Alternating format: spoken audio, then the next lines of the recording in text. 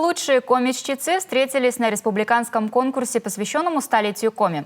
В Доме дружбы народов сегодня декламировали ребята со всей республики. Сценические костюмы, звуковое оформление, подача материала у каждого своя. Но жюри в первую очередь оценивало все же не столько творческий подход, сколько грамотность речи, выбор и смысл стихотворения, а также артистизм исполнения. Буран некодло ошед. Качыз жепсіз лапясали. Виде ашыз до на юр. Отъед еплакали. Пашки божа и чатур.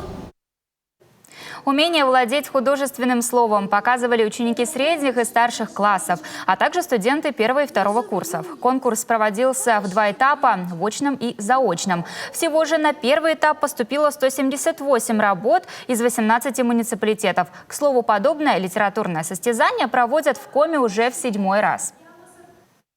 Будво. Том ез под ез, радейте на чужанму. Каждый год конкурс собирает детей, которые любят свою родину, свой родной язык. И каждый из вас уже победитель. Но перед жюри поставлена очень сложная задача – выбрать лучших из таких талантливых ребят. Как отметили организаторы, такие конкурсы разжигают интерес к творчеству коми-писателей и поэтов, а также помогают повысить качество изучения родного языка и литературы в школах.